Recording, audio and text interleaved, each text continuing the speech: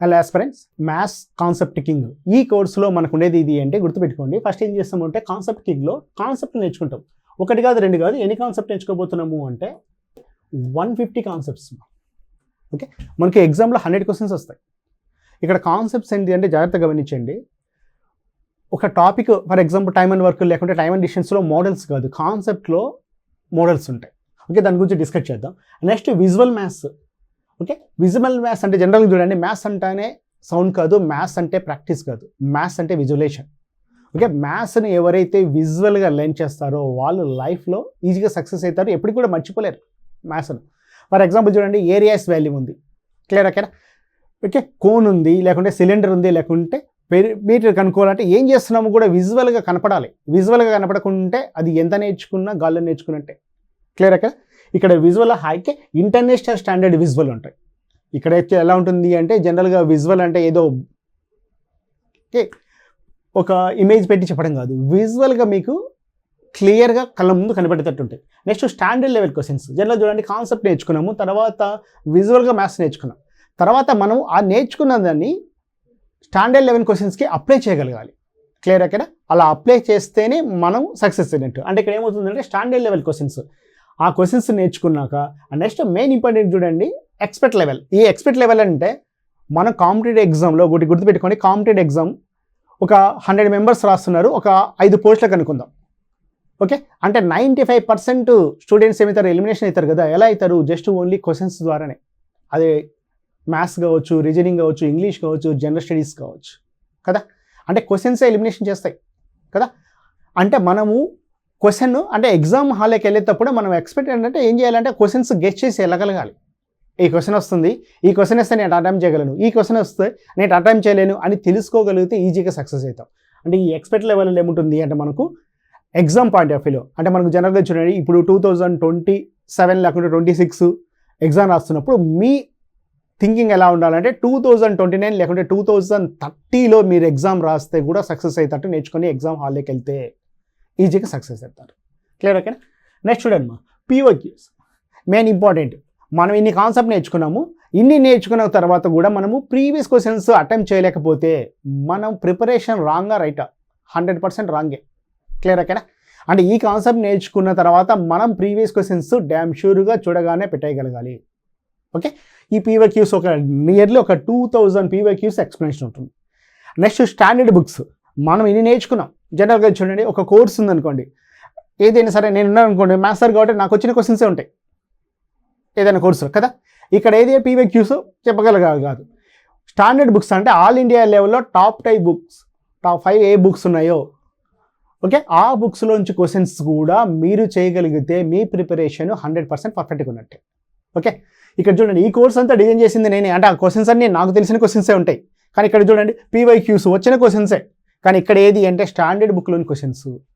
Okay, అంటే top ఒక 5 books తీసుకొని దాంట్లోంచి పర్ఫెక్ట్ క్వశ్చన్స్ కూడా మీరు చేయగలిగితే 100% మీరు సక్సెస్ అవుతారు. ఓకే, ఇక్కడ చూడండి ఇక్కడ మన కాన్సెప్ట్ గురించి డిస్కస్ చేద్దాం. ఎందుకు కాన్సెప్ట్ వైజ్గా నేర్చుకోవాలి? ఓకే, చాలా సింపుల్. ఇక్కడ చూడండి, టైమ్ అండ్ వర్క్ ఉంది. జనరల్గా అందరూ ఎలా చేస్తారు అంటే టైమ్ అండ్ వర్క్ ఉంది అంటే మోడల్స్ నేర్చుకుంటారు. నేను ఇప్పుడు కూడా చెప్తున్నాను, టైమ్ అండ్ వర్క్ కానీ ఏ టాపిక్ అయినా తీసుకున్నా కాన్సెప్ట్స్ ఉంటాయి, కాన్సెప్ట్స్లో మోడల్స్ ఉంటాయి. ఇక్కడ చూడండి, 1 day work, after, before, algebra concept. జనరల్గా చూడండి, కాన్సెప్ట్లో మనం అడ్వాన్స్ లెవెల్ కాన్సెప్ట్స్ కూడా నేర్చుకోగలగాలి. అంటే జనరల్గా టైమ్ అండ్ వర్క్ అంటే జనరల్గా ఆల్టర్నేట్ డేస్, ఎఫిషియన్సీవే కాదు, ఆల్జిబ్రా మోడల్స్ కూడా నేర్చుకోగలగాలి. ఓకే, నెక్స్ట్ చూడండి, ఈ మోడల్స్ నేర్చుకుంటే ఈ కాన్సెప్ట్ నేర్చుకోవడం వల్ల ప్లస్ ఏంటి అంటే ఒకటేది అంటే సబ్జెక్ట్ మీద గ్రిప్ వస్తుంది. రెండోది అయితే ఇందాక చెప్పాను, క్వశ్చన్స్ మనం ఎక్స్పెక్ట్ చేయగలిగా. అంటే ఏ క్వశ్చన్స్ వస్తాయో మనం ముందే గెట్ చేసి ఎగ్జామ్ హాల్లోకి ఏమవుతుంది చెప్పండి, 100% సక్సెస్ అవుతుంది. ఓకే, ఇక్కడ చూడండి, అది ఎలా అంటే సింపుల్ చెప్తా చూడండి.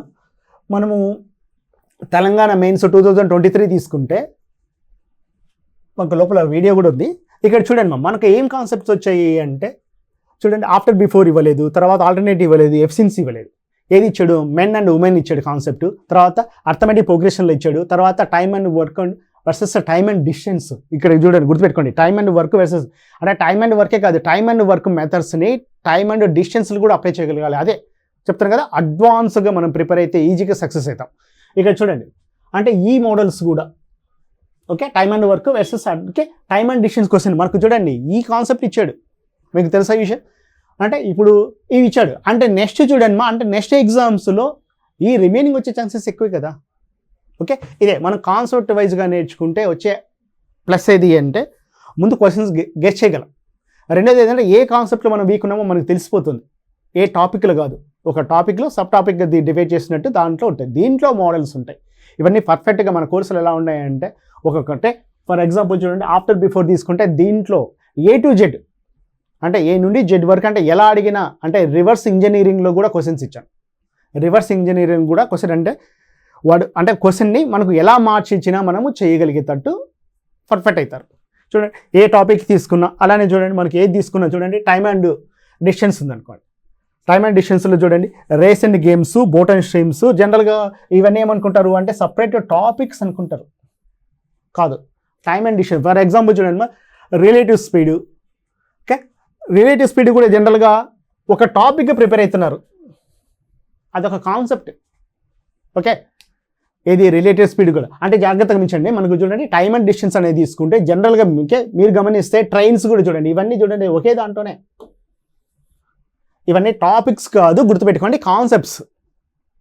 ఓకే, అంటే మన కోర్సులో చూడండి కాన్సెప్ట్ తీసుకుంటే ఒక 100 దాకా కాన్సెప్ట్స్ ఉన్నాయి. అంటే మీరు జనరల్గా గమనిస్తే మీరు మీ థింకింగ్ ఆలోచించే ప్రకారం 100 టాపిక్స్ నేర్చుకున్నట్టే. ఇక్కడ చూడండి aeroplane concept. Okay, advanced questions, meeting point, ఏది తీసుకున్నామా ఏ టాపిక్ తీసుకున్నా ఇది basic concept, accident based question. అంటే జనరల్గా చూడండి మా బ్యాంకింగ్ ఎగ్జామ్స్లో లేకుంటే క్యాట్ ఎగ్జామ్స్లో ఈ కాన్సెప్ట్ ఇంతవరకు అయితే మనకు తెలంగాణ కానీ ఏపీలో కానీ అడగలేదు. Telangana AP board SI constable ఎగ్జామ్లు అడగలేదు. మేబీ ఎక్స్పెక్ట్ చేయొచ్చు, లాస్ట్ టైం ఎక్స్పెక్ట్ చేసినా రాలేదు. సో ఈసారి రావచ్చు కదా. అంటే మనం ఎలానే మళ్ళీ చూడండి concept okay accident based concept ఉంటే దీంట్లో జస్ట్ ఒక క్వశ్చన్ కాదు, దాంట్లో 360 డిగ్రీస్, దాంట్లో 360 డిగ్రీస్ ఏ క్వశ్చన్ వచ్చినా మీరు చేసేటట్టు. అంటే ఒక యాక్సిడెంట్ బేస్డ్ కాన్సెప్ట్ తీసుకుంటే దాంట్లో ఒక 15 క్వశ్చన్స్ ఉంటాయి. ఓకే, అంటే కాన్సెప్ట్ నేర్చుకుంటే ఆ క్వశ్చన్స్ ఈజీగా మీరు చేస్తారు.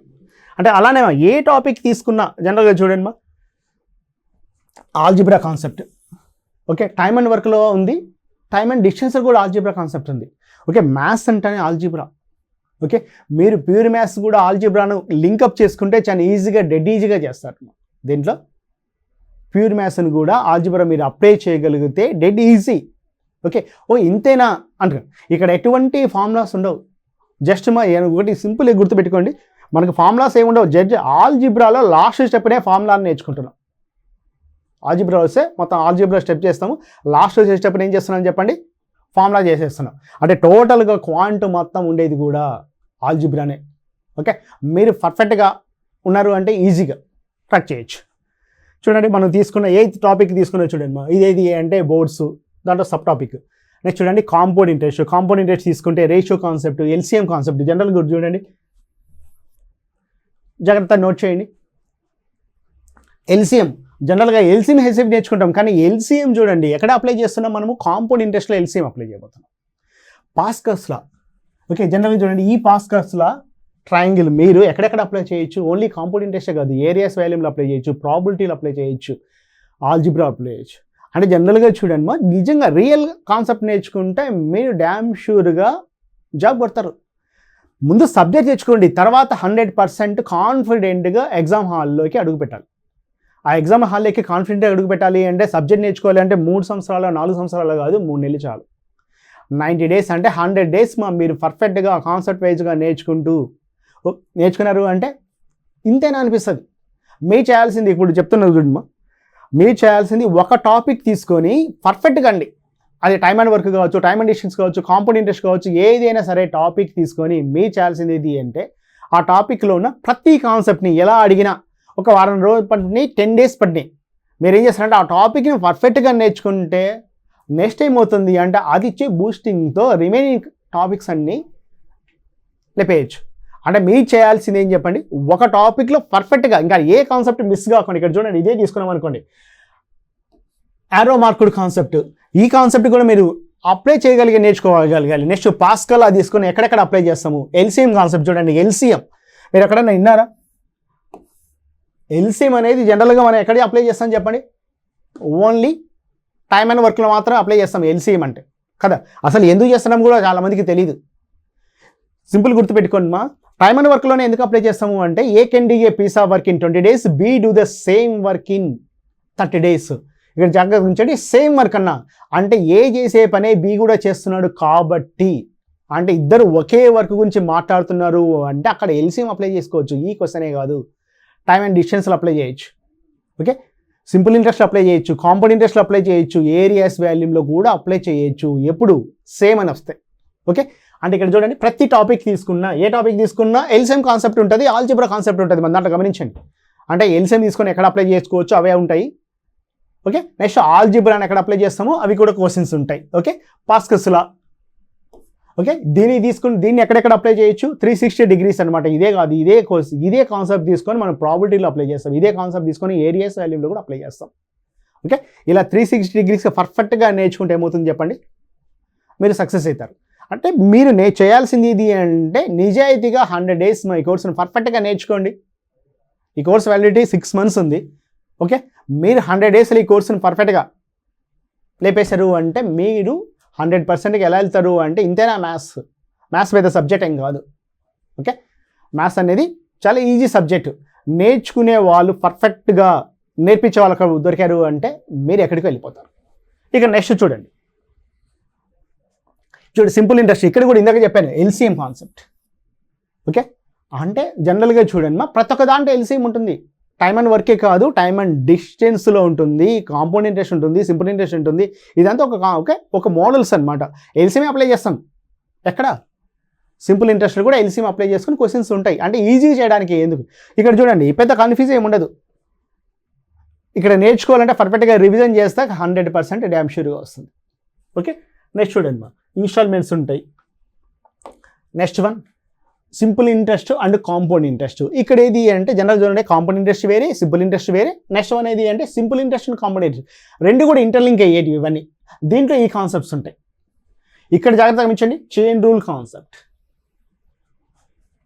మీరు జనరల్గా చైన్ రూల్ అంటానే టైమ్ అండ్ వర్క్. ఒకప్పుడు జాగ్రత్తగా గమనించండి, 90sలో ఏం చేసేవాళ్ళు అంటే టైమ్ అండ్ వర్క్ వేరే, చైన్ రూల్ వేరే అని నేర్చుకునేవాళ్ళు.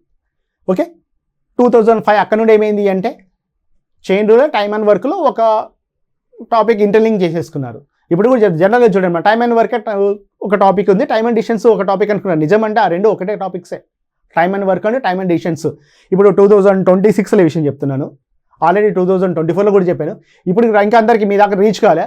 ఆఫ్టర్ చెప్తారు కదా 2030 తర్వాత ప్రతి ఒక్కరు ఎలా ప్రిపేర్ అవుతారు అంటే time and work time and distance interlink చేసుకొని ప్రిపేర్ అవుతారు. అది మనం ముందే ప్రిపేర్ అయితే చాలా ఈజీ అవుతుంది అంతే.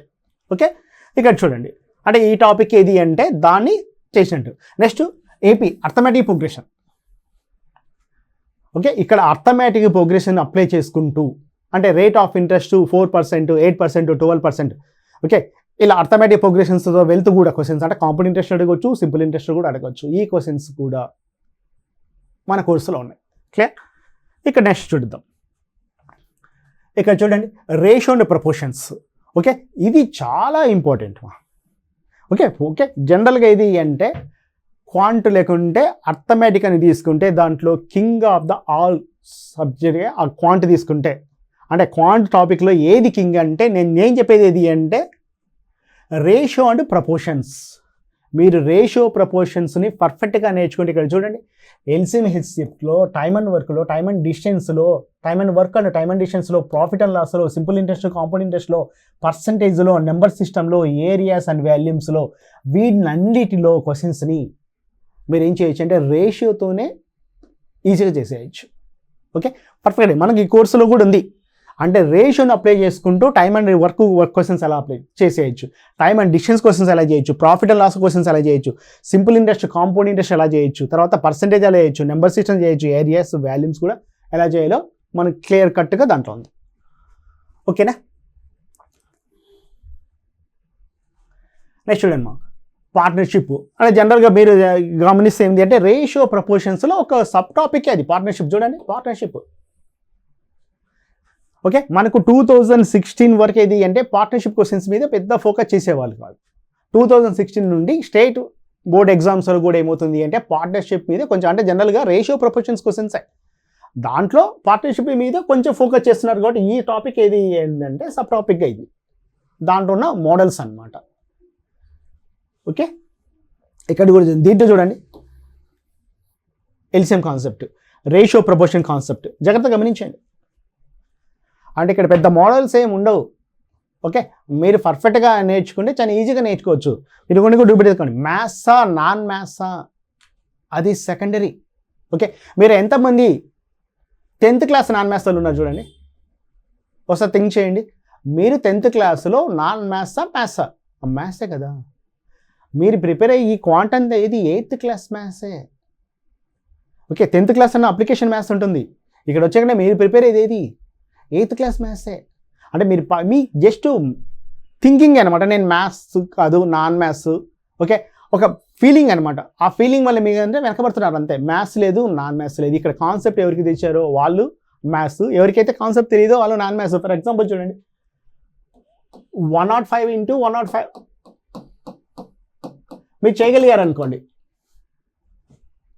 మ్యాథ్సే. ఓకే, అదే చూడండి 105 × 105 ఇది కూడా చేయగలిగారు.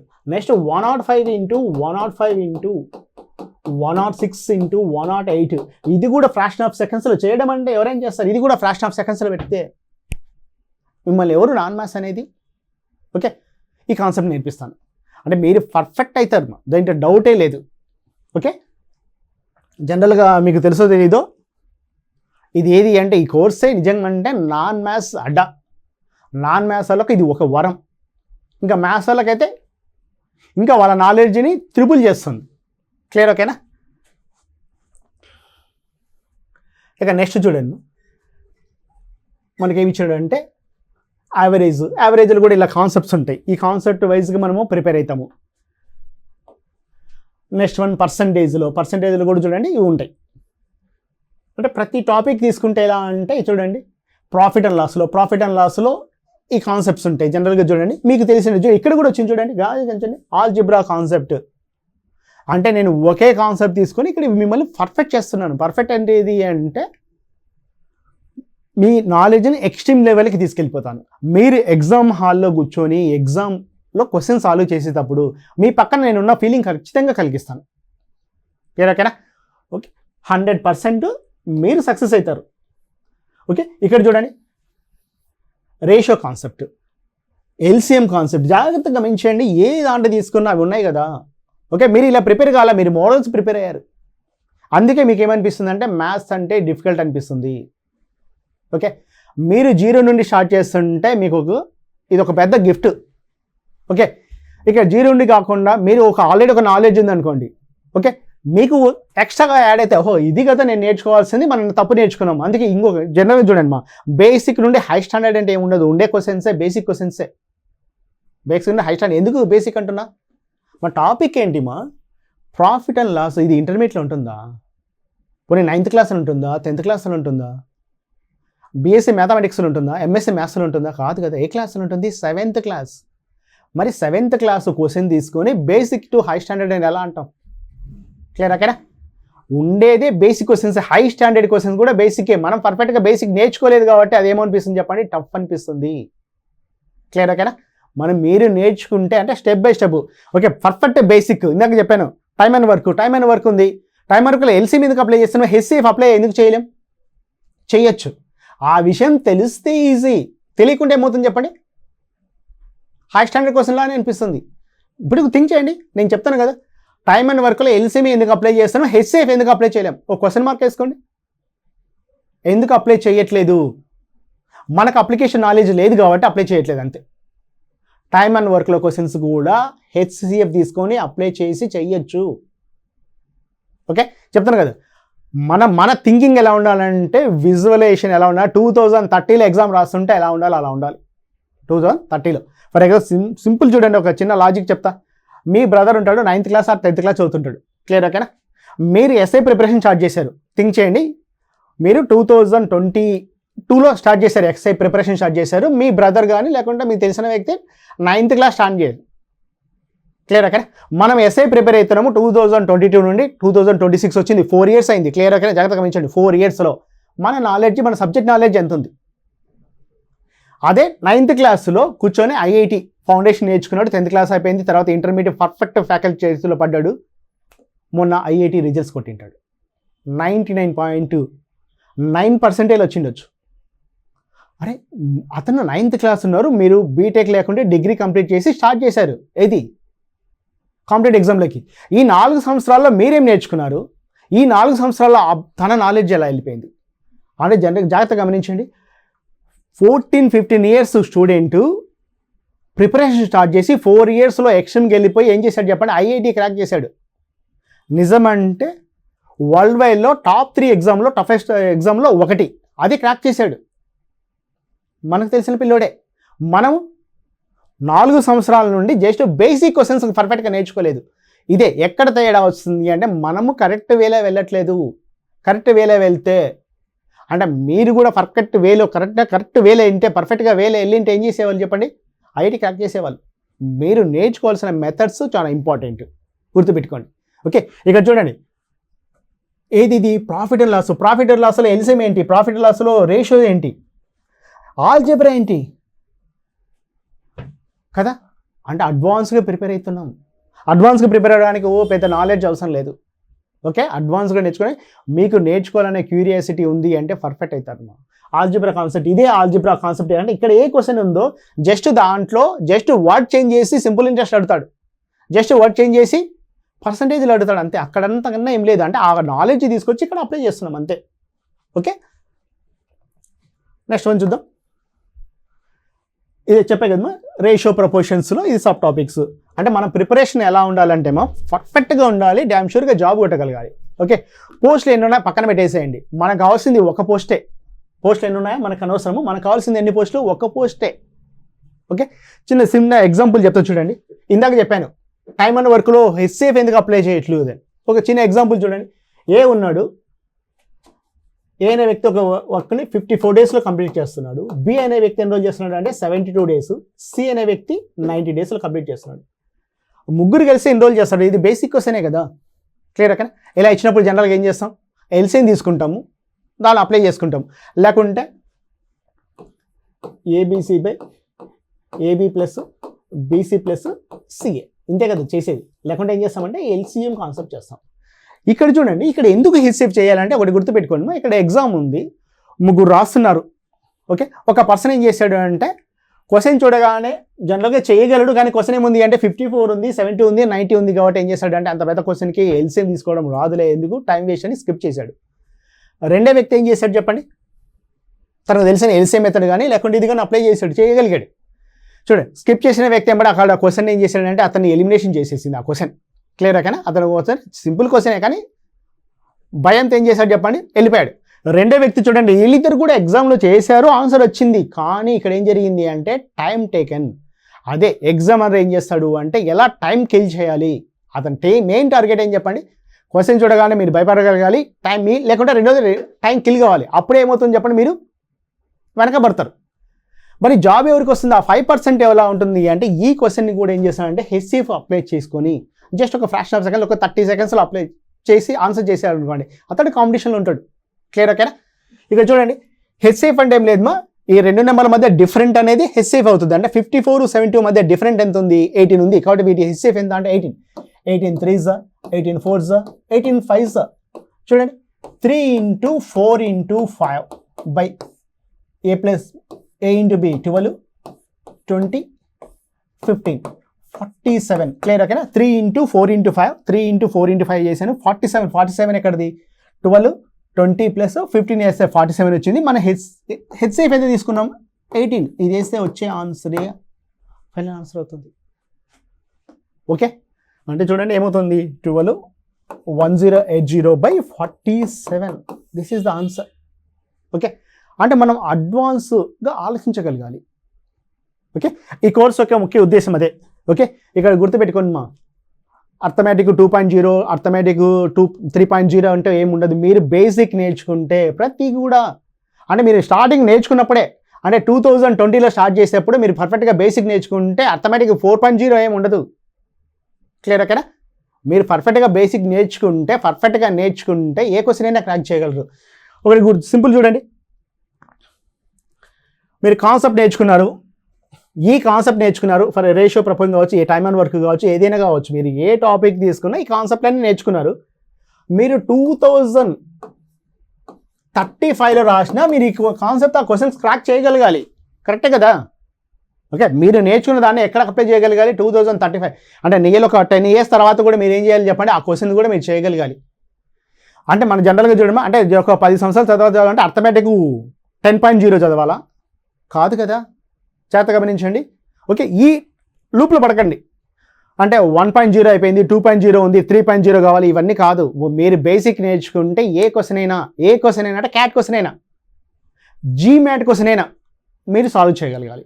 మన కోర్సులో చూడండి, మా పీవైక్యూస్ పెట్టాను కదా, 2000 పీవైక్యూస్లో జీమ్యాట్ క్వశ్చన్స్ కూడా మీకు తెలుగు మీడియంలోనే ఇస్తున్నాను.